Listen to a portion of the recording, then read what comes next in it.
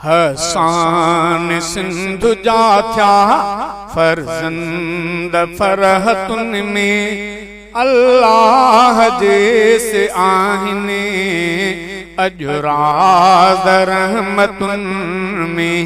हसान सिंधु जा थिया फर्जंद फरहतुन में अल्लाह जैसे आहिने अजराज रहमतुन में। अल्लाह जैसे आहिने अजराज रहमतुन में। अल्लाह के मनींदड़ अरबिया जा उम्मती से अल्लाह के मनींदड़ अरबिया जा उम्मती से निशान उन निराले जिले क निस्बतुन में। निशान इन निराले जिले क निस्बतुन में अल्लाह जैसे आहिने अजराज रहमतुन में। हसान सिंधु जा थिया फर्जंद फरहतुन में अल्लाह जैसे आहिने अजराज रहमतुन में। अल्लाह जैसे आहिने अजराज रहमतुन में। सिद्दीक ऐं उमर ऐं उस्मान ऐं अलिया खे सिद्दीक ऐं उमर ऐं उस्मान ऐं अलिया खे आहिनि मिठा मञींदड़ मन ठार महबतुन में। अल्लाह जैसे आहिने अजराज रहमतुन में।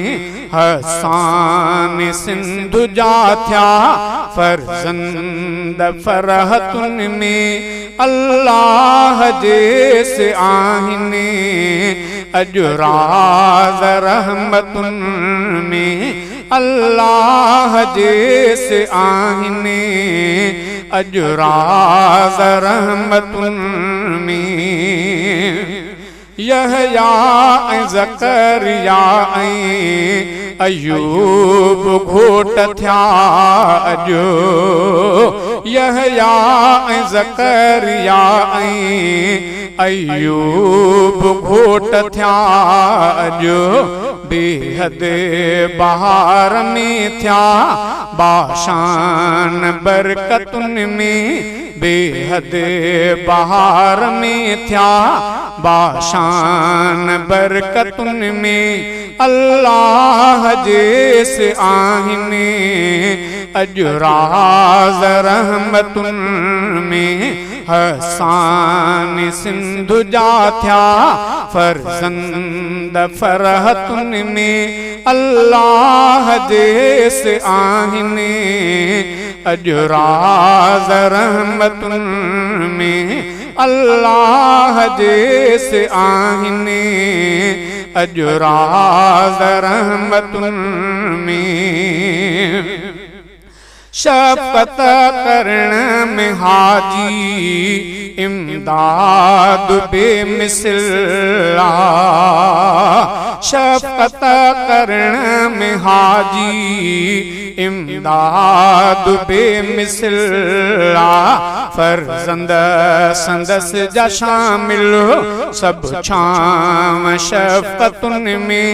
फर्जंद संदस जा शामिल सब छाम शफ़क़तुन में अल्लाह जैसे आहिने अजराज रहमतुन में। हसान सिंधु जा थिया फर्जंद फरहतुन में अल्लाह जैसे आहिने अजराज रहमतुन में।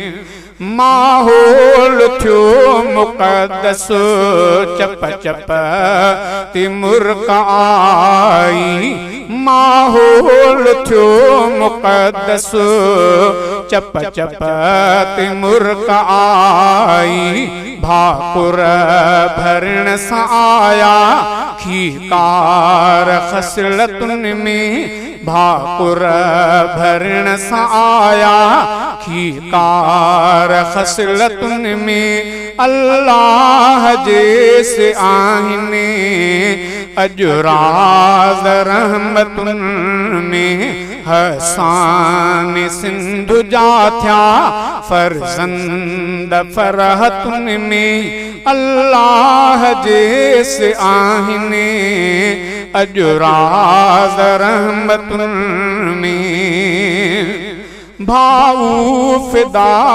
अब्दुल खालिक सैफुल्ला जो भाऊ फिदा अब्दुल खालिक सैफुल्ला जो मोहिने पया मुबारक मशहूर मनबतिन में अल्लाह जैसे आहिने अजराज रहमतुन में हसान सिंधु जा थया फरजंद फरहतुन में अल्लाह जैसे आहिने अजराज रहमतुन में अल्लाह जैसे आहिने अजराज रहमतुन में हाले जिवियज तरफा ही शेर आहे हदियो हाले जवियज तरफा ही शेर आहे हदियो मकबूल थे तथींदो मकबूल थे तथींदो ही नज़म नेमतुन में अल्लाह जैसे आहिने अजराज रहमतुन में हसान सिंधु जा थया फरजंद फरहतुन में अल्लाह जैसे आहिने अजराज रहमतुन में अल्लाह जैसे आहिने अजराज रहमतुन